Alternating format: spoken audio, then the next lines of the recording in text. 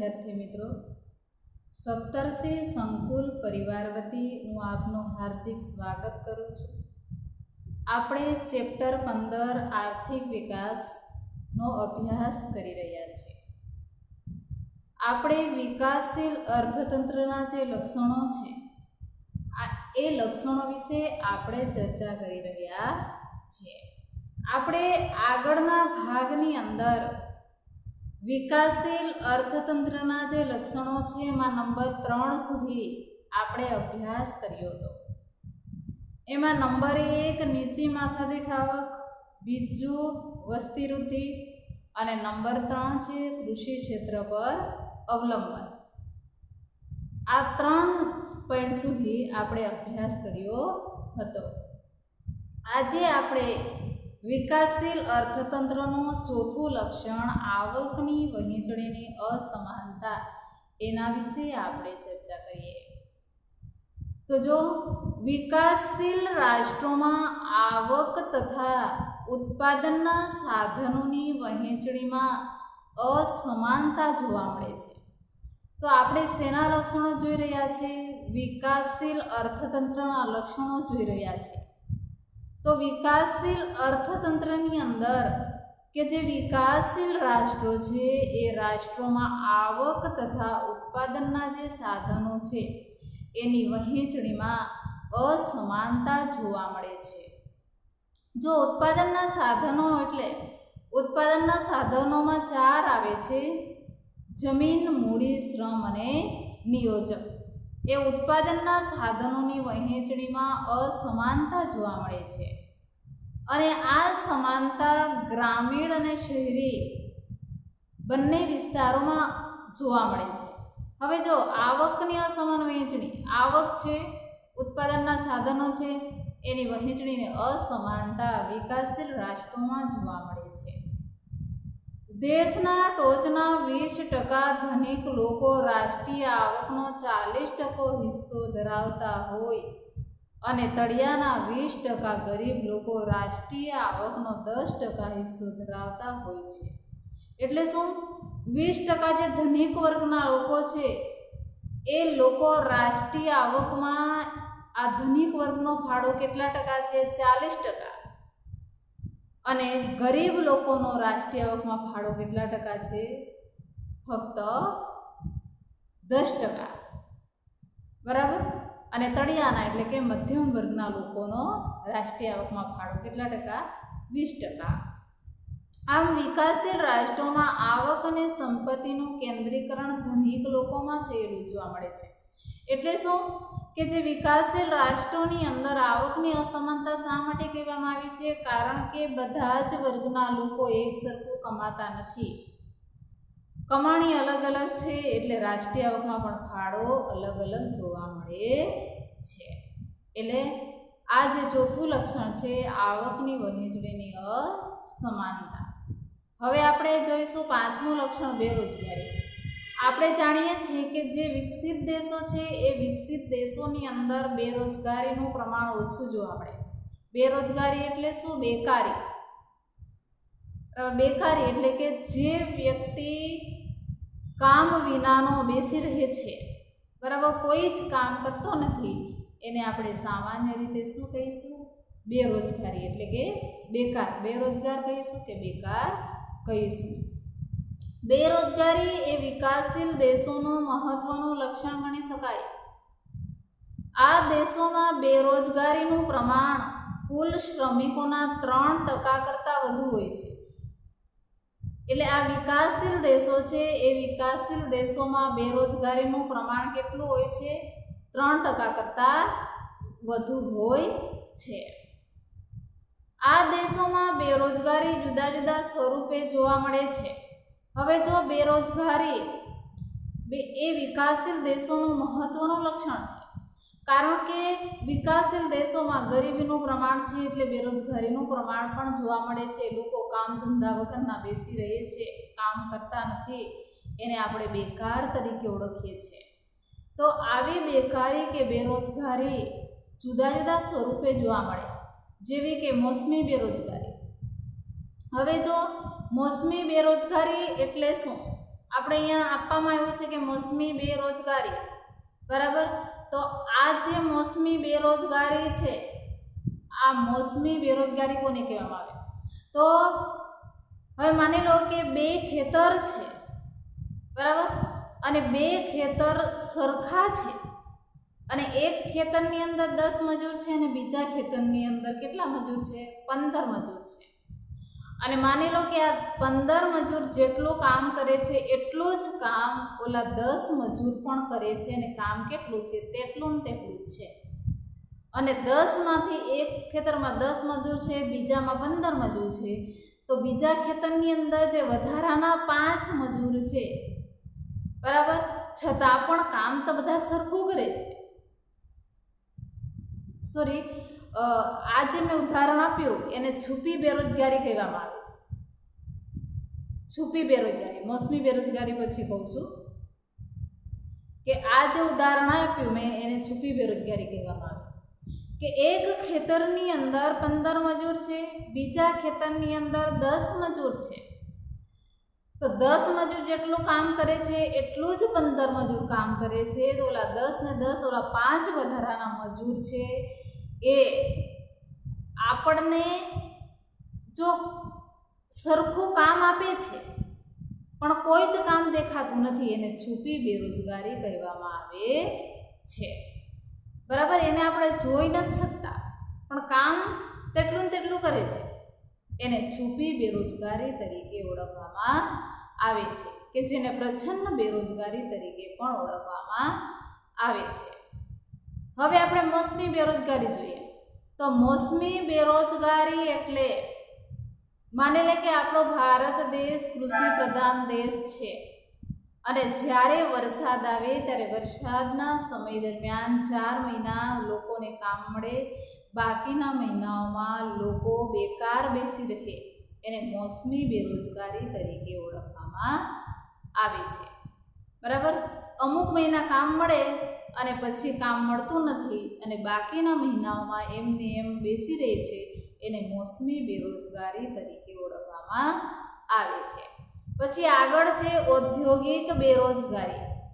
ઔદ્યોગિક બેરોજગારી, હવે માની લો કે ઔદ્યોગિક બેરોજગારી એટલે કે ઉદ્યોગોની અંદર કોઈ મશીનરી હોય, બરાબર, એ મશીનરીમાં લોકો કામ કરતા હોય છે, પણ નવી મશીનરી આવતા લોકોને એ મશીનરી આવડતી નથી, બરાબર છે, અને ન આવડે એટલા સમય દરમિયાન તો એને એમને બેસી રહેવું પડે, એટલે એટલા સમય દરમિયાન એ ઉદ્યોગોમાં કામ કરવા જતા નથી.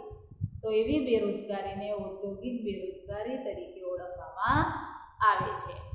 જે બેરોજગારી લાંબા ગાળાની હોય છે, એટલે ઔદ્યોગિક બેરોજગારી એ ખૂબ જ લાંબા ગાળાની બેરોજગારી હોય છે. બરાબર, હવે છઠ્ઠું લક્ષણ છે ગરીબી. ગરીબી એ વિકાસશીલ રાષ્ટ્રનું એક મહત્વનું લક્ષણ છે. તો આપણે ગરીબ કોને કહી શકીએ? કે જે વ્યક્તિ પોતાની પ્રાથમિક જરૂરિયાત પણ સંતોષી શકતો નથી, એવા વ્યક્તિઓને આપણે ગરીબ તરીકે ઓળખીએ છીએ. પ્રાથમિક જરૂરિયાતો એટલે આપણે સામાન્ય રીતે કહી શકીએ કે રોટી, કપડાં અને મકાન. આ 3 વસ્તુ આપણી પ્રાથમિક જરૂરિયાતો કહેવાય, અને આટલી વસ્તુ તો દરેક વ્યક્તિઓને મળવી જ જોઈએ. પણ જે વ્યક્તિને આ વસ્તુ પણ મળતી નથી એને આપણે ગરીબ છે એમ કહી શકીએ. કારણ કે આપણે જાણીએ છીએ કે આપણને પહેરવા માટે કપડાં જોઈએ, 2 ટંક, ઓછામાં ઓછું 2 ટંક જમવા માટે આપણને ભોજન જોઈએ, રહેવા માટે આપણને રહેઠાણ જોઈએ. આ 3 વસ્તુ વગર આપણને ચાલતું નથી. તો જે વ્યક્તિ આ 3 વસ્તુની જરૂરિયાત પણ પૂરી કરી નથી શકતા, એવા વ્યક્તિને ગરીબ છે એમ આપણે કહી શકીએ. બરાબર, કે જે લોકો પોતાની પ્રાથમિક જરૂરિયાતો જેવી કે અનાજ, કપડાં, રહેઠાણ, શિક્ષણ અને આરોગ્ય વગેરે સંતોષી શકતા ન હોય તેને આપણે શું કહી શકીએ? ગરીબ કહી શકીએ. હવે શિક્ષણ પણ જરૂરી છે આપણા માટે, આરોગ્યની સેવા પણ જરૂરી છે. આપણે જાણીએ છીએ કે આપણને કંઈક થયું હોય, આપણે બીમારીની અંદર સપડાયા હોય, તો આપણે આપણા શારીરિક શરીરના રક્ષણ માટે એના માટે આપણે પૈસા નથી, આપણે પાસે દવાખાને જવા માટે પૈસા નથી, અને એ પણ નથી જે વ્યક્તિ કરી શકતા, એને ગરીબમાં ગરીબ છે એમ કહી શકીએ. વિકાસશીલ દેશોમાં આવા લોકોનું પ્રમાણ લગભગ કુલ વસ્તીના 3 ભાગ જેટલું છે. એટલે 3 ભાગના જેટલા ગરીબ લોકો આજે આપણને જોવા મળે છે. હવે આગળ નંબર 7, દ્વિમુખી અર્થતંત્ર. 7મું લક્ષણ કે વિકાસશીલ દેશોમાં અર્થતંત્રનું સ્વરૂપ દ્વિમુખી પ્રવર્તે છે. હવે દ્વિમુખી એટલે કઈ રીતે? ગ્રામ્ય વિસ્તારનું અર્થતંત્ર અને શહેરી વિસ્તારનું અર્થતંત્ર. બરાબર, દ્વિમુખી આવે એટલે આપણને ખ્યાલ આવી જવો જોઈએ કે દ્વિમુખી અર્થતંત્ર એટલે ગ્રામ્ય વિસ્તારનું અર્થતંત્ર અને શહેરી વિસ્તારનું અર્થતંત્ર. જો એક બાજુ ગ્રામ્ય વિસ્તારમાં પછાત ખેતી પદ્ધતિ છે, પછાત ખેતી પદ્ધતિ એટલે જૂની પુરાણી જે યંત્ર સામગ્રી છે, સાધનો છે, વાપરવામાં આવે છે. હજી પણ ખેડૂતો પાસે ટ્રેક્ટર નથી, થ્રેસર નથી, એવા સાધનો નથી. પછી જે રાસાયણિક ખાતરો છે, બિયારણો છે, નવા બિયારણો એવા વાપરી શકતા નથી ખેડૂતો, અને એવી પરિસ્થિતિ આજે ગ્રામ્ય વિસ્તારમાં જોવા મળે છે. પછી સમાજનું માળખું પણ રૂઢિચુસ્ત છે, જૂની પુરાણી રીતિ રિવાજોમાં માનનારા લોકો છે, અને ઉત્પાદન પણ ખેતી ક્ષેત્રે કેવું છે? ઓછું છે. આ પરિસ્થિતિ ક્યાં જોવા મળે છે? ગ્રામ્ય વિસ્તારોમાં. કારણ કે આપણે કયું લક્ષણ જોઈ રહ્યા છે? દ્વિમુખી અર્થતંત્ર. હવે ગ્રામ્ય વિસ્તારમાં આપણે જોયું. હવે બીજી બાજુ શહેરી વિસ્તારમાં, કે શહેરી ક્ષેત્રમાં આધુનિક ઉદ્યોગો, નવી ઉત્પાદન પદ્ધતિ, આધુનિક યંત્રો તેમજ વૈભવી જીવનશૈલી જોવા મળે છે. બરાબર, શહેરી વિસ્તારમાં આપણે જોઈએ છીએ કે આધુનિક આજે અનેક નવા ઊભા થયેલા ઉદ્યોગો છે, નવી ઉત્પાદન પદ્ધતિ છે, આધુનિક યંત્રો કે સાધનો છે, અને લોકો વૈભવી શૈલી જીવે છે. વૈભવી એટલે કે ભોગ વિલાસથી વ્યવસ્થિત રીતે જીવન જીવે છે, અને એવી પરિસ્થિતિ એ શહેરી વિસ્તારમાં છે. એટલે દ્વિમુખી આવું અર્થતંત્ર આપણા વિકાસશીલ દેશોમાં જોવા મળે છે. હવે નંબર 8મું લક્ષણ છે પાયાની અપર્યાપ્ત સેવાઓ. જો પાયાની સેવાઓમાં શેનો સમાવેશ થાય? શિક્ષણ, વાહન વ્યવહાર, સંદેશા વ્યવહાર, વીજળી, આરોગ્ય, બેન્કિંગ વગેરેનો આવા અર્થતંત્રમાં ઓછો વિકાસ જોવા મળે. એટલે વિકાસશીલ અર્થતંત્રની અંદર શિક્ષણનું પ્રમાણ પણ વધુ નથી, વાહન વ્યવહારની સુવિધા બરાબર નથી, સંદેશા વ્યવહારની સુવિધા નથી, વીજળીની સુવિધા નથી. કોઈ વિસ્તારની અંદર વીજળીની સુવિધા છે તો કોઈક વિસ્તારની અંદર વીજળીની સુવિધા નથી. આરોગ્યની વ્યવસ્થિત સુવિધા નથી, બેન્કિંગની સુવિધા નથી, અને એવી સુવિધાઓનો ઓછો વિકાસ વિકાસશીલ અર્થતંત્રમાં થયેલો જોવા મળે છે, જે દેશના વિકાસ માટે અવરોધક બને છે. એટલે આવો વિકાસ થતો નથી, એટલે દેશનો વિકાસ પણ થઈ શકતો નથી. કારણ કે દેશ છે, કોઈ પણ દેશ હોય, એ દેશે જો વિકસિત દેશ બનવો હોય તો આ બધાનો વિકાસ થવો જરૂરી છે, પણ આજે એનો વિકાસ આપણને થયેલો જોવા મળતો નથી. એટલે પરિસ્થિતિ દેશના વિકાસ માટે અવરોધક ઊભી કરે છે. બરાબર, હવે આપણે આગળ જોઈશું 9મું લક્ષણ વિકાસશીલ અર્થતંત્ર, આંતરરાષ્ટ્રીય વ્યાપારનું સ્વરૂપ. આંતરરાષ્ટ્રીય વ્યાપાર એટલે એક દેશમાંથી બીજા દેશમાં જે વ્યાપાર થાય છે તે આયાત નિકાસની પ્રક્રિયા. વિકાસશીલ દેશોમાં વિદેશ વ્યાપારનું સ્વરૂપ અને માળખું અલગ જોવા મળે છે. આ દેશો મુખ્યત્વે કૃષિ પેદાશો અને બગીચા પેદાશો તેમજ કાચી ધાતુઓની નિકાસ કરતા હોય છે. કયા દેશો? વિકાસશીલ દેશો. કારણ કે વિકાસશીલ અર્થતંત્ર કે વિકાસશીલ દેશો એ કૃષિ પ્રધાન દેશો છે, એટલા માટે આ દેશો કૃષિની પેદાશો અને બગીચામાં જે કંઈ પેદાશો થાય છે અને કાચી ધાતુઓ એ બીજા દેશમાં નિકાસ કરતા જોવા મળે છે. આ પ્રકારની નિકાસોની માંગ ઓછી હોય છે અને ભાવો કેવા હોય છે? નીચા હોય. બરાબર, જે નિકાસ થાય છે એ નિકાસોની માંગ ઓછી અને ભાવ કેવા? નીચા. તેથી નિકાસોની કમાણી ઓછી હોય છે, જ્યારે આયાતો ઔદ્યોગિક પેદાશો અને યંત્ર સામગ્રીની હોય છે. ઉદાહરણ તરીકે માની લો કે આપણો ભારત દેશ જ છે, તો આપણો ભારત દેશમાં જેટલા ખેતીની ક્ષેત્રે જેટલું ઉત્પાદન થાય છે એની બીજા દેશમાં નિકાસ કરે છે. પણ માની લે કે આપણા ભારત દેશની અંદર વિવિધ ઔદ્યોગિક પેદાશો યંત્ર સામગ્રી નથી, તો એ બીજા દેશમાંથી મંગાવે, તો એ તો વસ્તુ મોંઘી હોય. બરાબર, વિવિધ યંત્ર સામગ્રીની વસ્તુ મોંઘી હોય છે, જ્યારે આ કૃષિ પેદાશોની વસ્તુ કેવી હોય? ઓલી યંત્ર સામગ્રીની બદલામાં સસ્તી હોય. એટલે વિકાસશીલ દેશોમાં જે નિકાસ થાય છે એની કમાણી ઓછી છે અને આયાત થાય છે એના ભાવ વધારે હોય છે, અને એના કારણે વિકાસશીલ અર્થતંત્રની પરિસ્થિતિ એવી ને એવી જોવા મળે છે. આ વસ્તુઓના ભાવો વધુ હોવાથી આયાતો પાછળનો ખર્ચ વધે છે. આમ વિકાસશીલ રાષ્ટ્રો માટે વિદેશ વ્યાપારની શરતો પ્રતિકૂળ રહેવાથી દેશ ઉપર શું વધે છે? વિદેશી દેવું વધે છે. બરાબર, દેશ ઉપર દેવું વધે છે. આમ વિકાસશીલ દેશોમાં ઉપર મુજબના લક્ષણો જોવા મળે છે. બરાબર, વિકાસશીલ અર્થતંત્રના 9 લક્ષણો આપણે જોઈ ગયા. જો મોટા પ્રશ્નની અંદર પ્રશ્ન પૂછાય તમને કે વિકાસશીલ અર્થતંત્રના લક્ષણો જણાવો, તો સૌપ્રથમ તો તમારે આ પોઈન્ટ છે 1 થી 9 મુદ્દા એ ફરજિયાત મોઢે કરી દેવાના. બરાબર, તમે મુદ્દા મોડે કરશો એટલે અંદરની જે બાબત છે એ તમે જો વ્યવસ્થિત સમજ્યા હશો ને તો એકવાર વાંચી જાઓ ને તોય તમે વ્યવસ્થિત લખી શકશો. એટલે સૌપ્રથમ તો આ જે મુદ્દા છે 1 થી 9 એ ફરજિયાત તમારે મોઢે કરી લેવાના. બરાબર છે, આ વિકાસશીલ અર્થતંત્રના લક્ષણો છે.